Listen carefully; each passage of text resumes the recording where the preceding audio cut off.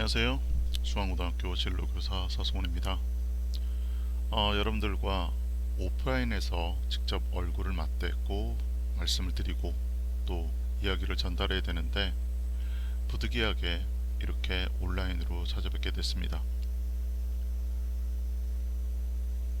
저는 중앙고등학교 진로교사를 맡고 있고요.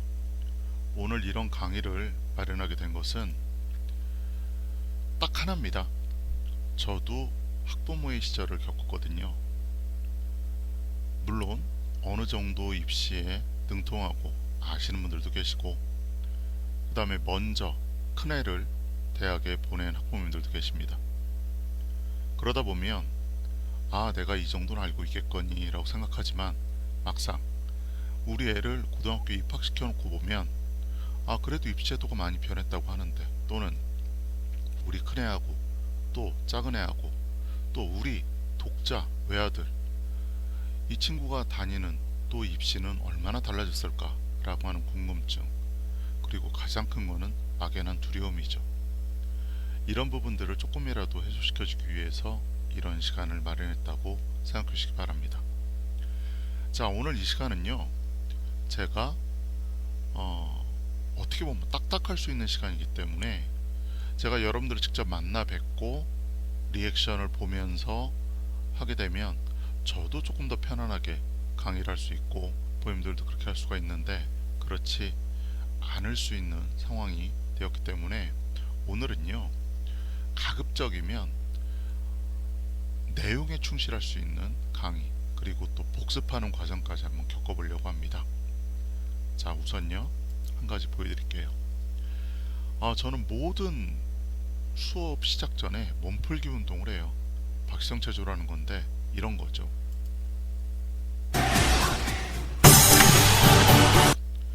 당혹스러우셨을 겁니다. 웬 몸풀기 운동이냐. 그런데 앉아 계시면 몸찌뿌둥 하잖아요. 같이 한번 해보겠습니다.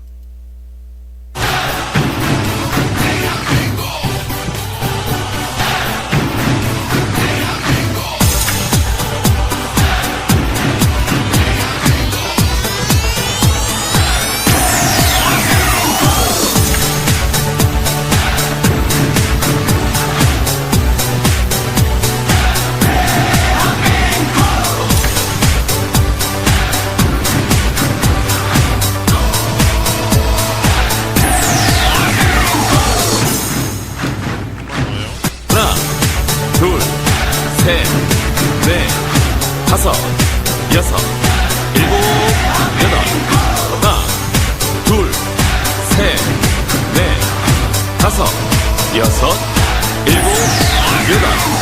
하나, 둘, 셋, 넷, 다섯, 여섯, 일곱, 여덟. 하나, 둘, 셋, 넷, 다섯, 여섯, 일곱, 여덟. 제가 수업 중에 이 내용을 하게 되면은 학생들이 처음엔 굉장히 민망해합니다. 그런데 한 번, 두 번, 세 번 하다 보면은 이 친구들이 굉장히 즐거워하고 나중에는 안 하면 화를 내요. 학생들 하는 모습 한번 보여드릴까요?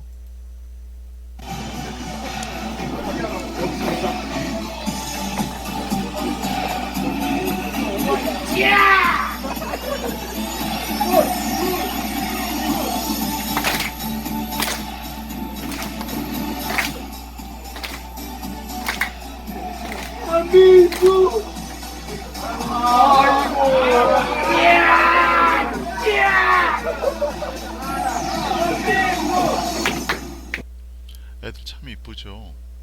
단체로 할 때도 있습니다. 자, 이런 거 보면은 우리 애들은 참 건강하고 맑고 그런 생각을 하게 됩니다. 자, 마지막으로요, 재밌는 동영상 하나 보여드릴게요. 왜 제가 재밌는 동영상을 보여드리려고 하냐면, 앞으로 얘기할 게 조금은 딱딱한 얘기가 될 것 같습니다. 진로 진학이기 때문에. 그래서 그런 부분들에 앞서서 먼저 좀 머리를 맑게, 또는 웃음으로 시작하고자 하는 의미입니다.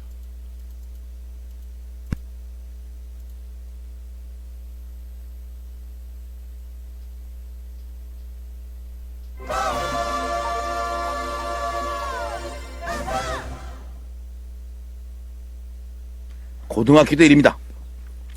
저희 담임 선생님께서는 조퇴를 잘 시켜주기로 소문이 자자한 선생님이셨어요. 선생님 아파요, 조퇴! 이런 선생님인가 보네요. 그냥 가서 선생님 오늘 배가 말도 끝나기 전에 선생님은 가.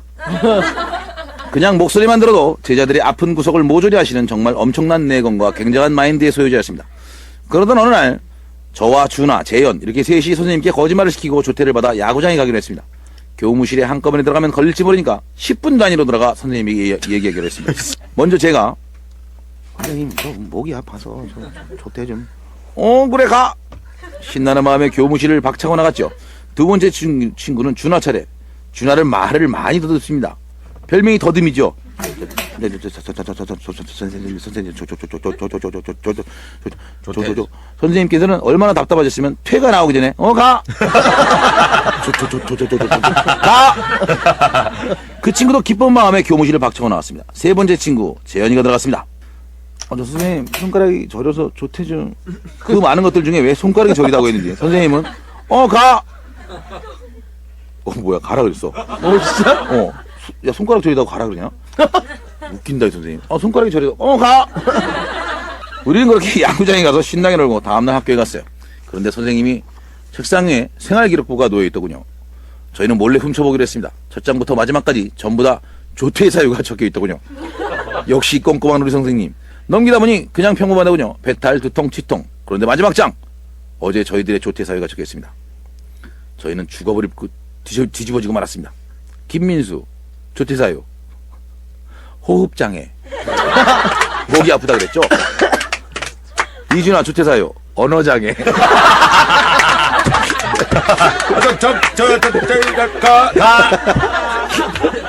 세 번째 손가락이 저린 친구 재현이. 그 친구의 사연은 한 글자였습니다. 한문으로 퐁.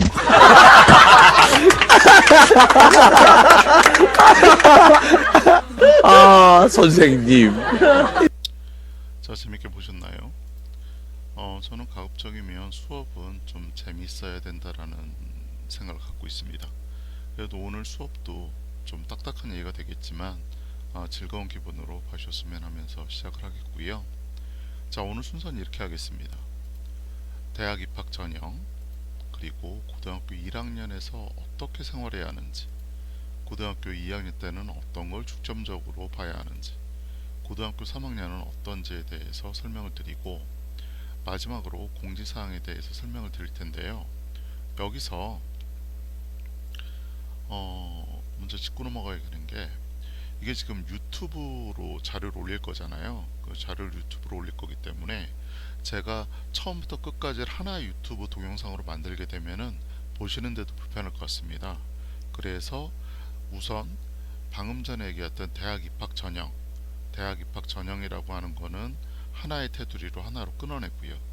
그 다음에 고등학교 1학년도 지금 1학년 학부모님들이시기 때문에 가장 신경 쓰이고 걱정스럽고 또 관심 있는 학년이죠. 그래서 요것도 하나로 끊어내고요.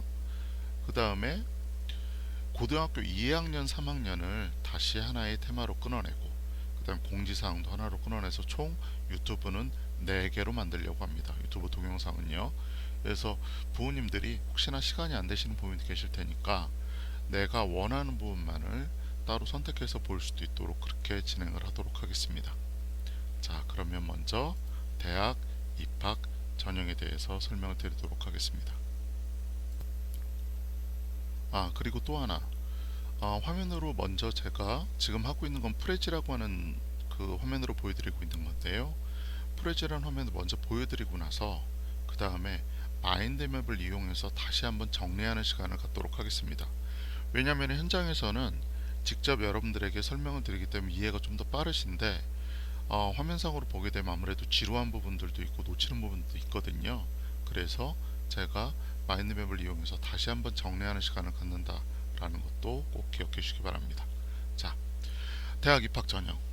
부모님들이 알건 모르건 또 기존에 전혀 몰랐던 내용들에 상관없이 어찌됐든 간에 요즘의 대학교 입학 전형은 수시와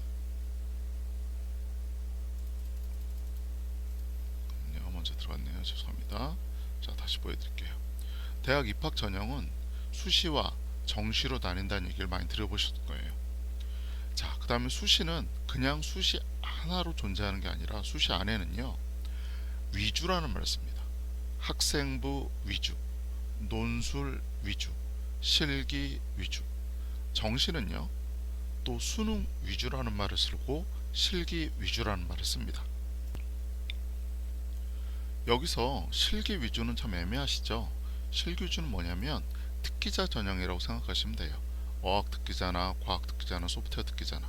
그런데 이 실기 위주는 점점점 줄어들고 있습니다. 그리고 학생부, 수시 학생부 위주 전형은 다시 교과형과 종합형으로 나뉘죠. 학생부 위주라는 거의 학생부는 뭐냐면 학교 생활기록부의 약자입니다. 학교 생활기록부 안에는요, 성적이 들어가죠. 그리고 성적 이외에 학교 안에서의 활동들에 대한 내용들, 즉 성적에 대한 거를 교과라고 그러고요.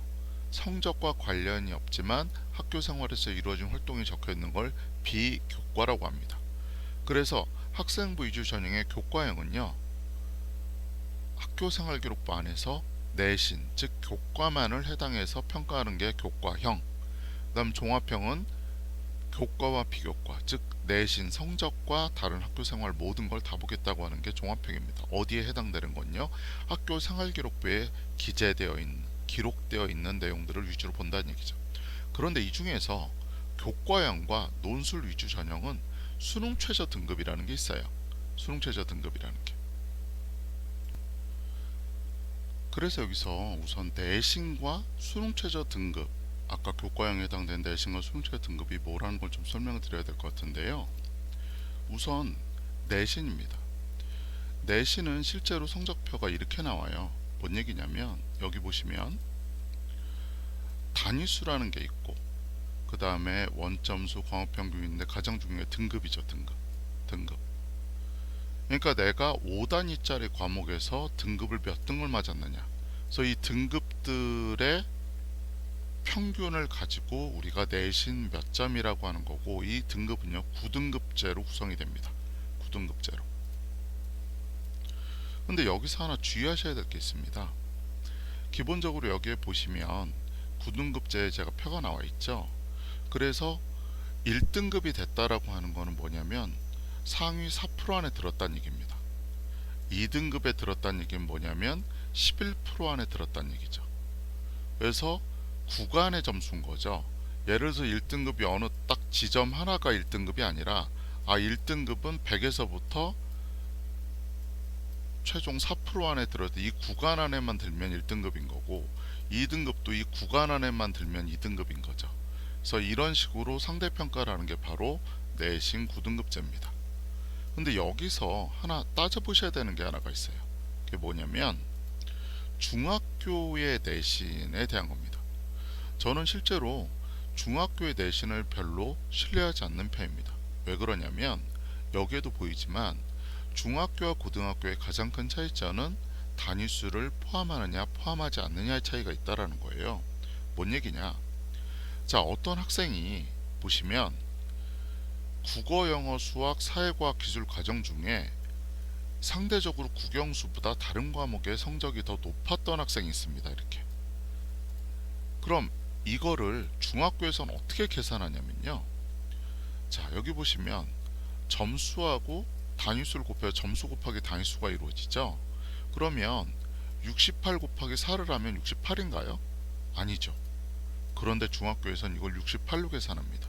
뭔 얘기냐면 중학교에서는 모든 과목의 단위수를 1단위로 계산합니다. 1단위로.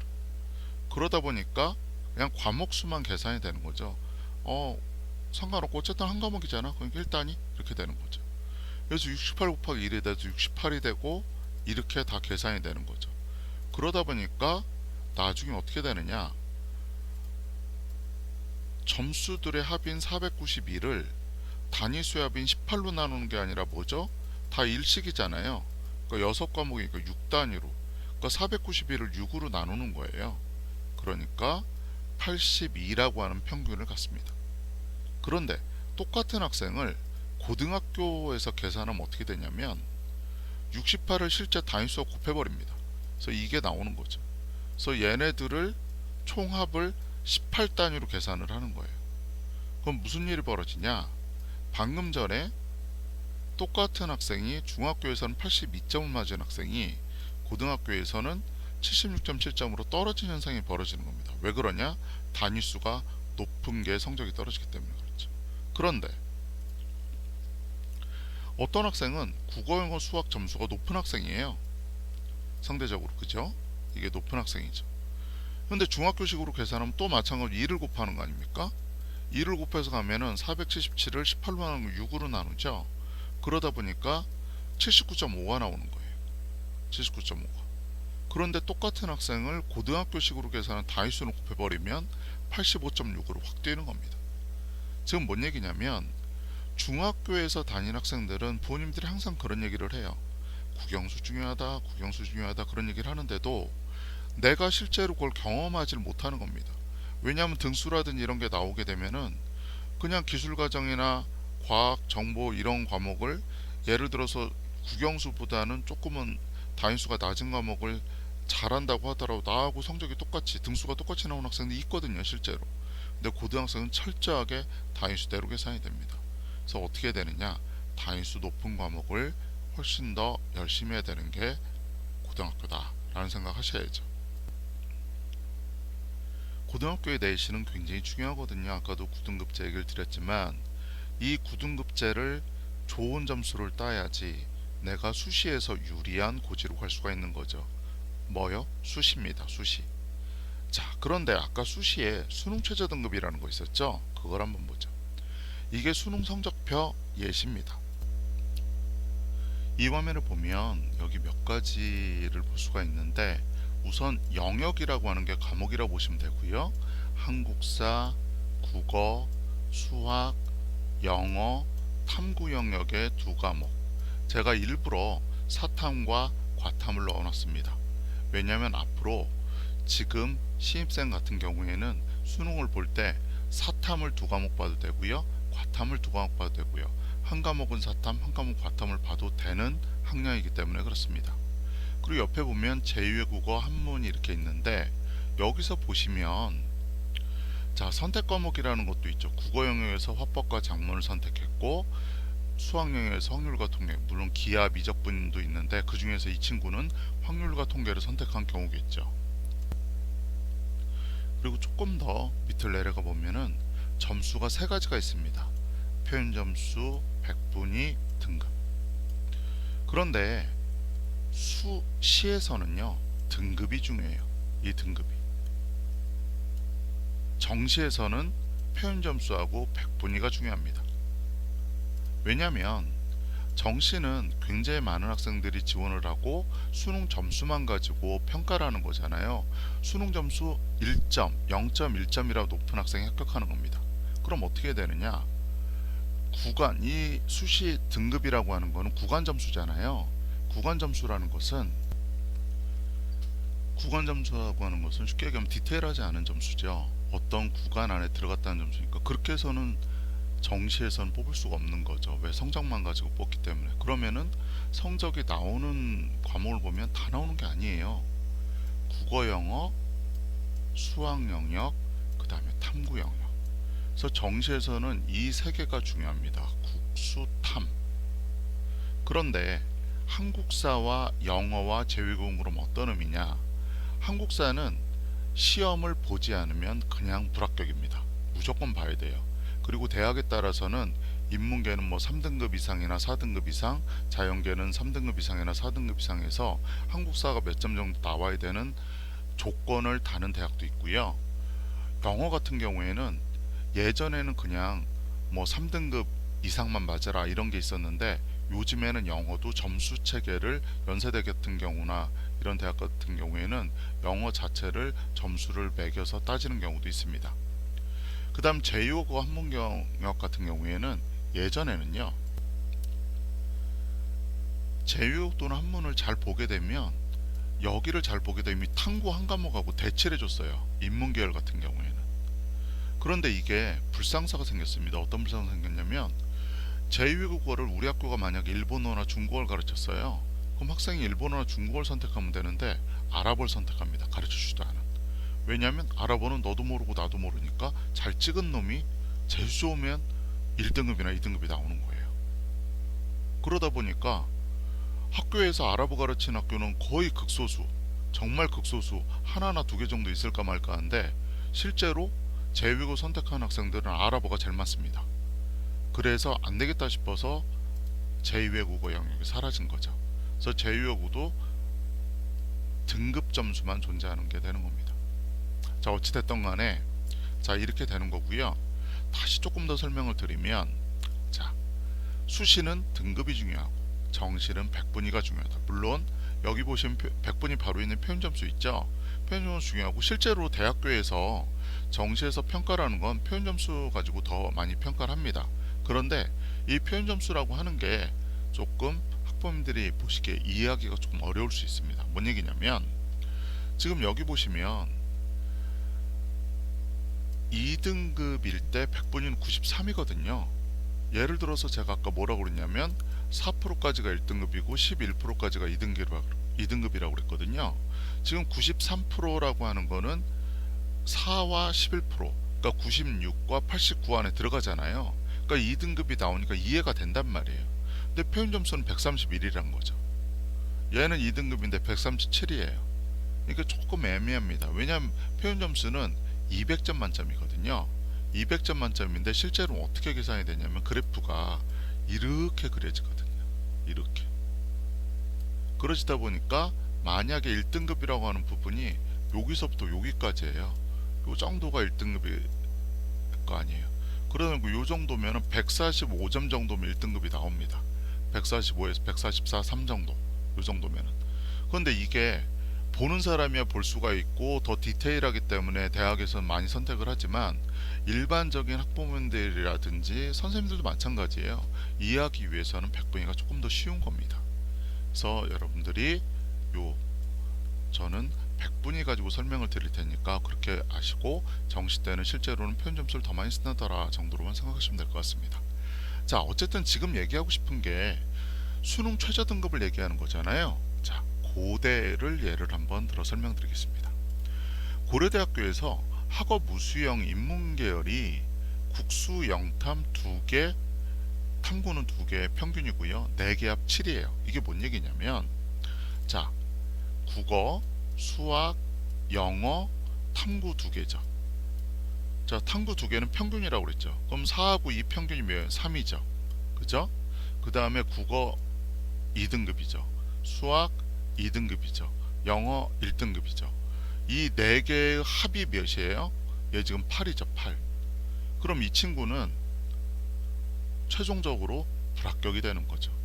왜? 4개 합 7을 만들어 갖고 오라고 그랬으니까. 그래서 여기서 이 친구 같은 경우에는 생활과 윤리에 4등급 받은 게 뼈아픈 거죠.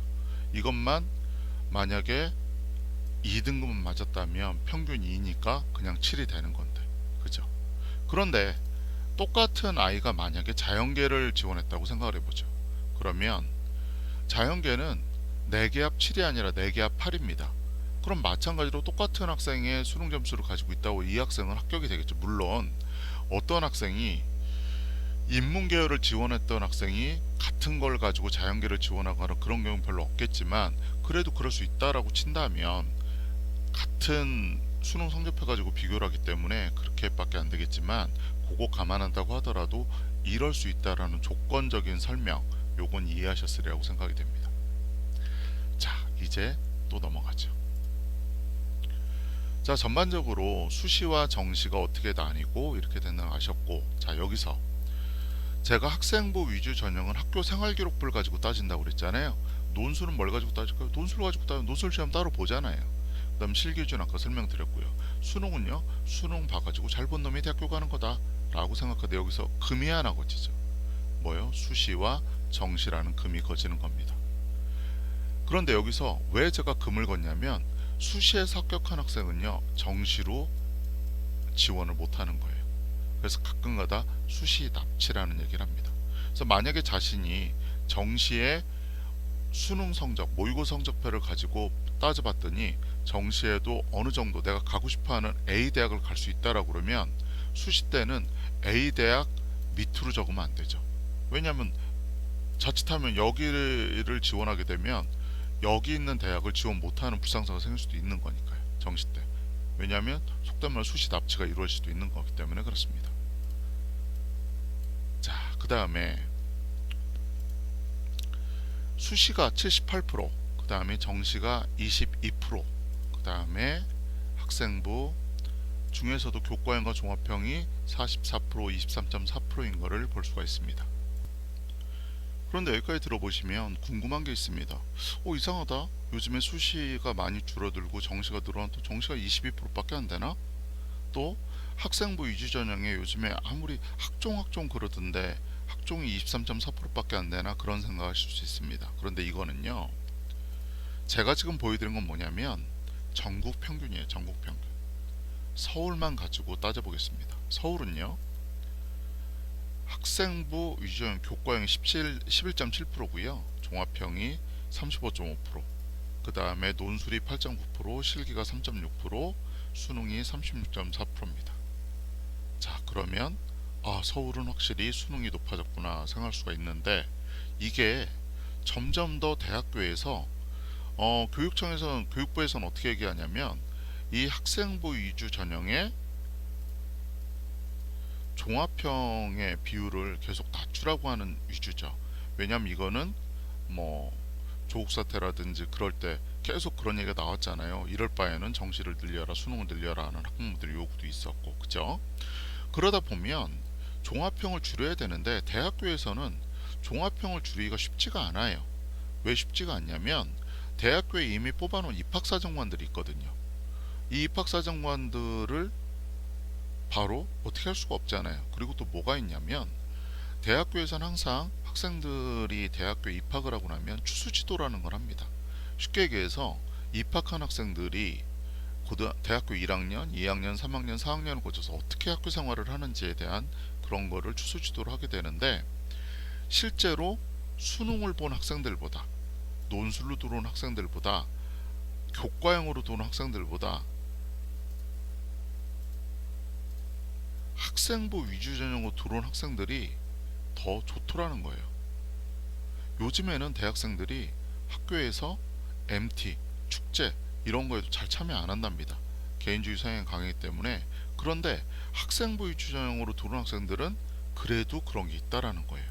그러니까 대학교 입장에서는 이걸 버리질 못하는 거죠. 그러니까 학생부 위주 종합형도 사실 줄긴 줄었지만 더 줄이고 싶은 게 뭘까요? 논술이죠, 논술. 그래서 논술은 조금씩 줄어들고 있습니다. 논술이 증가되는 추세보다는 조금씩 줄어드는 추세인 것 같고요. 그 다음에 실기 위주. 실기 위주는 살짝 폐해가 없지 않아 있었어요. 왜냐하면 소프트웨어 특기자 같은 경우에는 학생들이 공부를 해야 되는데 컴퓨터학원 가서 막 코딩 배우러 다녀요. 그러다 보니까 실질적으로 원래 생각했던 효과보단 떨어지는 효과가 있어 실기 위주도 점점 줄어들고 있는 추세고요. 그러다 보면 그걸 줄여서 어디로 가겠습니까? 실제로 교육부에서 원하는 수능 위주로 가겠죠. 그래서 수능은 현재 40%까지 올라가 있는 상태고요. 조금씩 0.5%, 1%씩은 점점 더 늘어날 것 같습니다. 점점 더 여기에서 줄어들게 되면요. 자, 그리고 지금 학생부 종합형 35.5%라는 거는 서울 18개 대학, 여기 보시면 서울 18개 대학이 바로 이게 해당되는 거고요. 이걸 조금 더 늘려나가면요, 서울 11개 대학은 수시 학생부 위주 종합형이 36.3%, 그 다음에 38.5%, 서울 7개 대학은요, 그 다음 스카이는 42.3%까지 올라가는 겁니다. 그러니까 결국은 뭐냐면 내가 좋은 대학을 수시에 가길 원한다라고 하면 가장 퍼센티지가 높은 게 뭘까요? 교과형은 11.7%고 종합형은 38에서 40% 정도 되는 거고 논술은 8.9%가 되는 거고, 그럼 이 세 개 중에 수시에 선택을 해야 되잖아요. 그럼 아무래도 퍼센트가 높은 게 얘죠. 그리고 그 다음에 높은 게 정시니까 가장 중요한 건 바로 수시 학생부 위주의 종합형 전형과 정시 전형인 거고, 교과형은 조금 이따 내가 따로 한번 설명드리겠지만 얘도 지금은 굉장히 중요한 역할을 하죠. 자, 그 다음에 이렇게 생각할 수 있어요. 선생님 그거 진짜 수치가 맞냐? 수치 맞죠. 왜냐하면 제가 이거 대학들을요 일일이 다 셌어요. 그 대학교 요강 하나하나 찾아가지고 교과는 교과별로, 학종은 학종별로 인원수 다 때려봐서 계산해서 나온 결과입니다. 그래서 여기 누적 평균 다 된 거 보이시죠? 그래서 제가 그냥 한 얘기는 아니다. 자,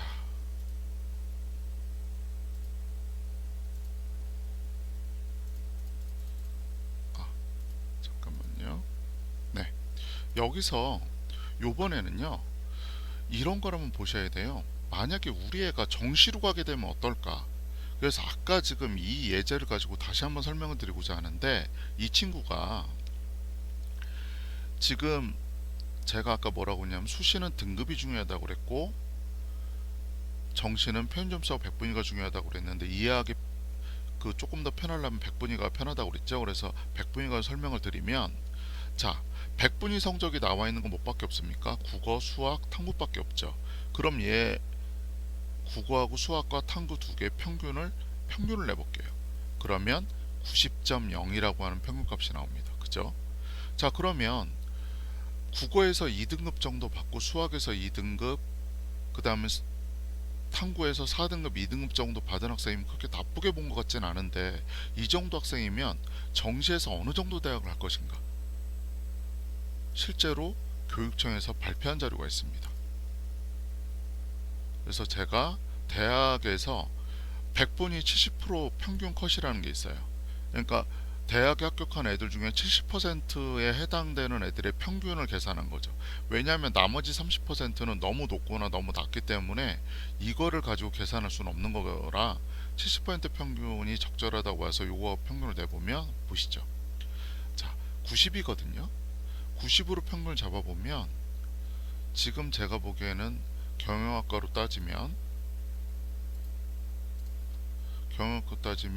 경희대 정도 될까요? 잘 안 보이니까 다시 한번 하겠습니다. 경희대 라인 되겠죠.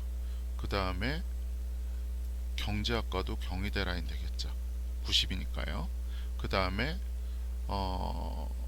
전자공학으로 치면은 또 경희대 라인 될 거고요.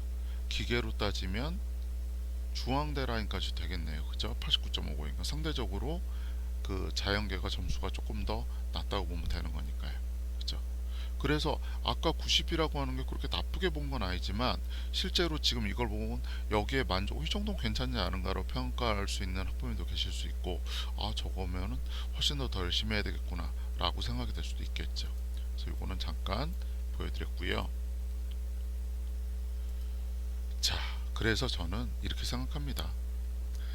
예전에는 제가 수시가 먼저고 그 다음에 정시를 준비하자, 그 다음에 재수는 어쩔 수 없는 거고요. 제가 왜 재수를 적어놨냐면 중앙고 학생들은 그러는 것 같아요. 낮은 대학에 갈 바에는 그냥 재수하는 게 낫다라고 생각을 많이 하는 것 같습니다. 그래서 재수를 적어놓은 거고요. 이거는 예전 방식이고 지금은 이런 것 같아요. 수시와 정시가 같이 준비하는 게 낫다. 수시와 정시를 같이 준비하고 내신을 준비하면서도 정시를 생각하지 않을 수, 왜? 수능 체제 잡아야 되니까요. 그 다음에 아까 제가 종합형은 여기 보시면 종합형 교과형과 논술은 수능 최저 등급이라는 말씀을 드렸는데 종합형 얘기 안 했죠. 종합형도요 상위권 대학은 수능 최저 등급이 있습니다. 그러니까 수시로 간다고 하더라도 정시에 대한 대비를 하지 않을 수가 없는 거, 수능 최저 맞춰야 되니까. 그 다음에 만약에 정시를 생각한다고 하더라도 내신은 좀 잡고 가는 게 좋죠. 왜냐하면 내신을 포기하게 되면 정시 성적도 떨어지는 효과가 가끔가다 발생할 수가 있습니다. 마음가짐의 자세니까요. 그래서 제가 여기서 올해 2022학년도 졸업생이죠. 올해 고3, 작년 고3의 입시 내용을 좀 보여드리면 매우 좋다고 할 수 있죠. 자, 여기 보시면 서울대는요 수시에 4명을 갖고요, 정시에는 5명 갖습니다. 총 9명이 갖고요, 연세대 수시 그래서 보서 총 78명이 갖고요. 보시면 수시가 여기 서영고, 서성한, 카이스트 사관학교까지 사관학교 3명 갔거든요. 그래서 보시면 47, 46 누가 얘기한 것도 똑 떨어지게 같죠. 그러다 보면은 마찬가지로 방금 전에 제가 얘기한 것처럼 수시와 정시를 어느 한쪽으로 치우쳐서 공부하는 것보다는 먼저 하는 것도, 그리고 특히 지금 신입생 아닙니까? 신입생 같은 경우는 난 지금서부터 정시로 올인하겠다, 지금부터 난 수시로 올인하겠다는 생각보다는 같이 준비하는 자세가 중요하다 라고 생각하셨으면 좋겠습니다. 자, 먼저 요 화면은 이렇게 정리를 하고요. 이번에는요, 마인드맵을 한번 정리를 다시 한번 해보려고 합니다. 자, 제가 워드를 치는 소리가 좀 들릴 수, 타이핑을 하는 소리가 들릴 수, 조금 잡음이 들어갈 수 있습니다.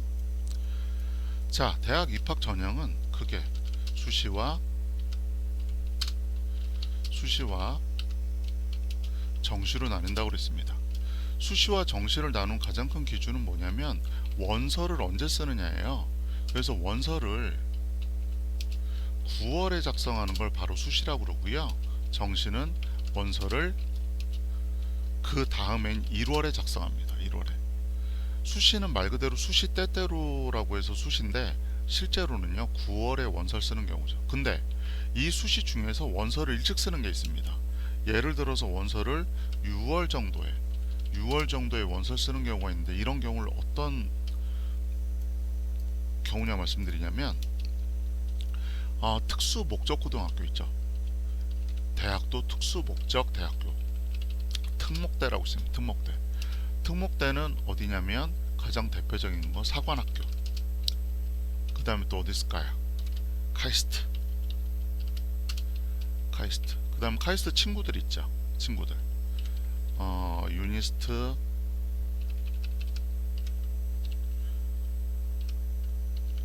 유니스트, 그 다음에 지스트라고 있죠. 지스트. 그 다음에 디지스트라고 있습니다. 디지스트. 자, 유니스트는 멀산 울산과학기술대, 지스트는 광주과학기술대, 디지스트는 대구과학기술대라고 그러고요. 가끔 가다가 포스텍을 특수목적대학교로 생각하시는 분들 계시는데 포스텍은 일반 사립대입니다. 특수목적대 중에 포스텍은 포함되지 않는다고 보시고요. 또 특목대 또 뭐가 있냐면 유명한 대학 있죠. 한예종이랑 한국예술종합학교 있죠. 그 다음에 또 뭐가 있냐, 한국전통문화대학교.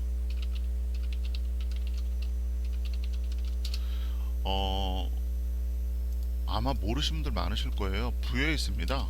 부여에 있는 대학인데요. 고고 미술학이라든지 그런 거, 특히나 역사 쪽에 관심 있고 뭐 문화재 복원이라든지 이런 거에 관심 있는 학생들은 이 한국전통문화대학교에서 100% 박물관으로 취업됩니다. 그래서 굉장히 요즘에는 들어가기 힘든 대학 중에 하나이기 때문에, 자, 어찌됐든 간에 특목대라는 곳이 바로 이렇죠. 이러다 보니까 특수목적대학교라고 하는 곳은 원서를 조금 더 일찍 씁니다.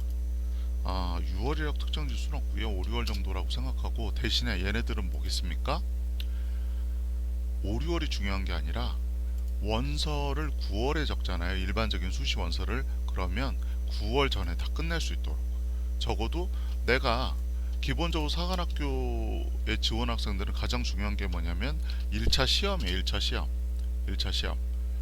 1차 시험인데 1차 시험만 잘 보게 되면 그 다음에는 뭐 신체 검사라든지 체력 검사라든지 면접이라든지 이런 걸 하게 되는데, 1차 시험을 떨어지게 되면은 그냥 뒤에 거 아무 의미가 없잖아요. 그러다 보니까 적어도 1차 시험의 결과를 8월 말이면 7월 말이면 7월 말 8월 초 정도면 나오는 것 같아요. 그럼 그때 이걸 나오게 되면 어떻게 할 수 있을까요? 나는 사관학교는 떨어졌구나. 그럼 난 수시 그냥 9월에 쓰는 수시를 준비해야지 라고 할 수가 있잖아요. 그래서 이런 의미에서 특목대는 조금 더 일찍 시작한다 라는 거 기억해 주시고요. 자, 다시, 그래서 수시는 일반적으로 9월에 원서를 쓰는 거고 정시는 1월에 원서를 쓰는 거다. 1월 언제 1월입니까? 고3 겨울방학이 되는 거죠. 고3 겨울방학이. 그죠? 자, 그 다음에 수시에는 뭐가 있다고 그랬죠? 수시에는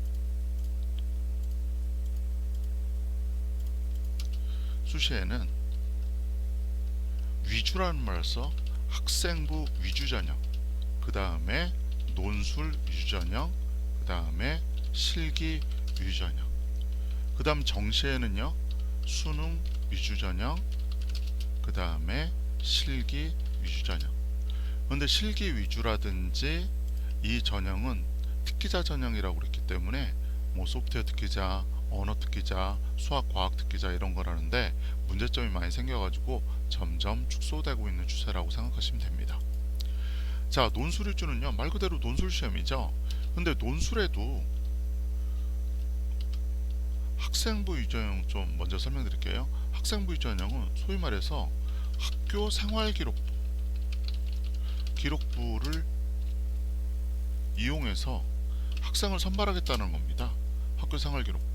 학교 생활 기록부에는요 교과라는 게 있고 비교과라는 게 있어요. 교과는 뭐냐면 속된 말로 내신 9등급제에 의한 실제로 성적이라고 하는 부분이고요. 비교과는 이거 이외에 뭐 많이 들어보셨을 수도 있을 것 같아요. 자동봉진이라고 들어보셨나요? 자율활동, 봉사활동, 동아리, 봉사활동, 진로활동 등등 이런 내용들. 그 다음에 뭐 종합의견,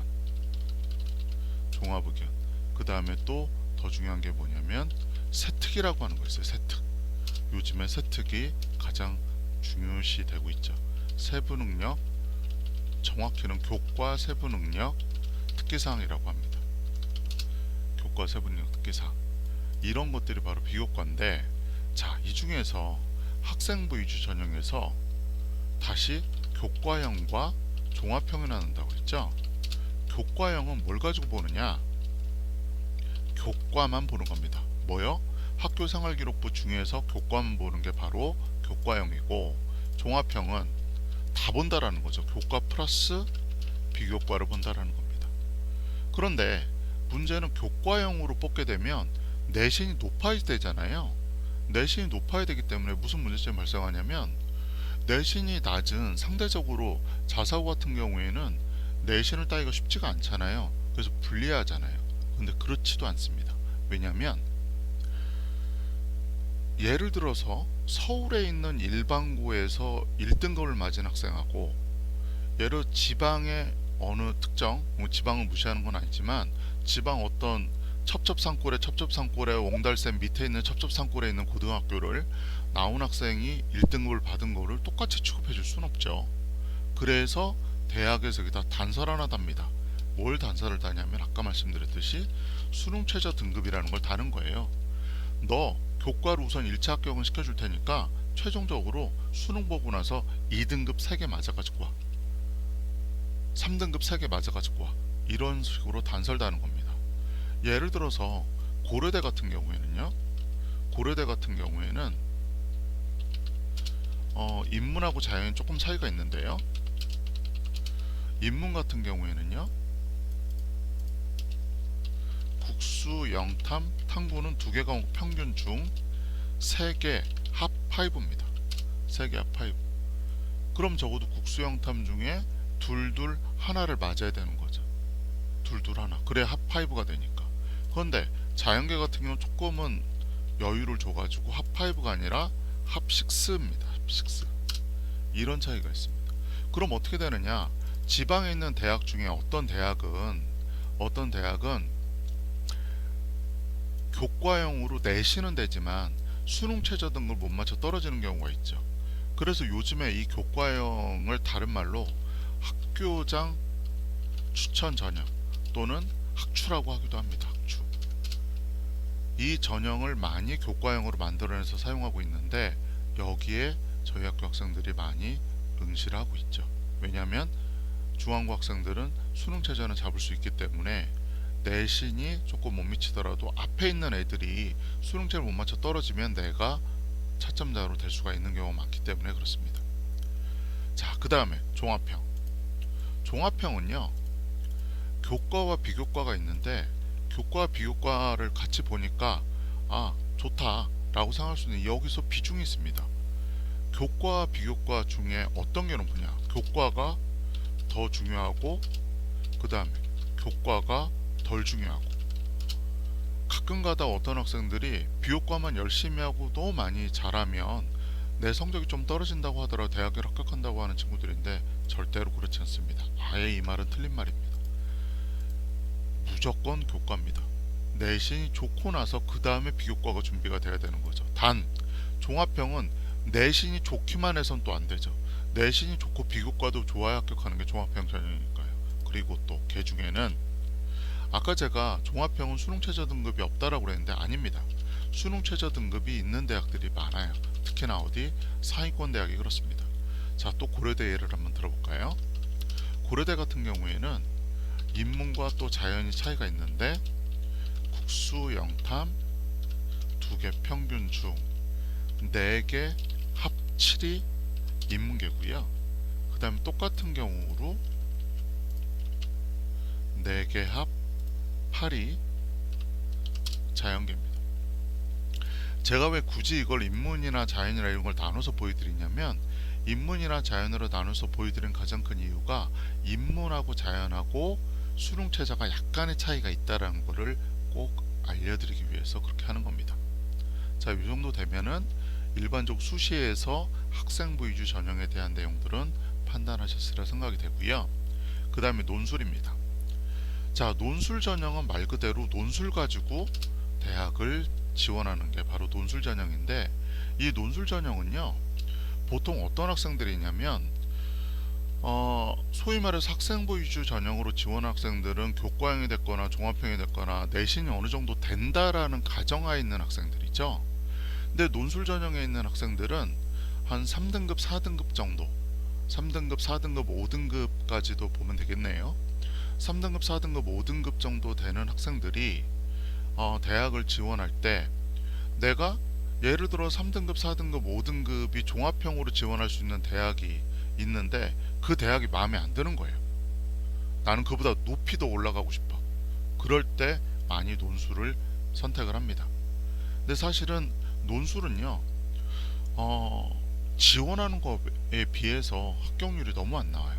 100명이 지원하면 인문계는 한 1명 정도, 자연계는 100명이 지원하면 한 10% 정도, 10명 정도 요 정도가 되는 거고 이것도 그 해 학생들의 준비와 어떻게 하느냐에 따라서 천차만별이기 때문에 논술이라는 거는 그런 경우다라고만 생각하고 넘어가시면 될 것 같고요. 근데 이런 경우 있어요. 만약에 어떤 학생이 내신은 안 좋은데 자연계열 학생이 수리, 수학 과목이나 과학 과목에 특화가 돼 있다. 이런 학생들은 예를 들어 논술도요. 인문계 논술은 일반적으로 인문사회를 다 공부하고 해야 되겠지만 자연계 논술 같은 경우 수리과학 논술이 많거든요. 그럼 아무래도 수리과학 논술이란 건 뭐냐면 논술이라고는 하지만 서술형 주관식이 조금 긴 거? 요 정도 생각하면 논술형 주관식? 뭐 이렇게 생각하시면 되거든요. 그러니까 답이 있습니다. 아무리 그 논술이라고 하지만 풀이 과정이 긴 주관식으로 보면 되기 때문에 답이 있기 때문에 내가 만약에 수리 과학에 좀 특화돼 있다라고 하면 논술을 생각해서 상위권 대학으로 진학하는 것도 하나의 방법일 수는 있겠죠. 물론 내가 만약에 여력이 된다라면 교과형과 종합형으로 가는 게 더 이쁜 상황이 될 것 같고요. 이 논술 뒤에 뭐가 있다고 그랬나요? 수능 최저 등급이라는 게 있습니다. 수능 최저 등급이라는 게 있고 얘도 뭐가 포함이 되냐면 논술뿐만 아니라 내신도 포함이 됩니다. 내신도.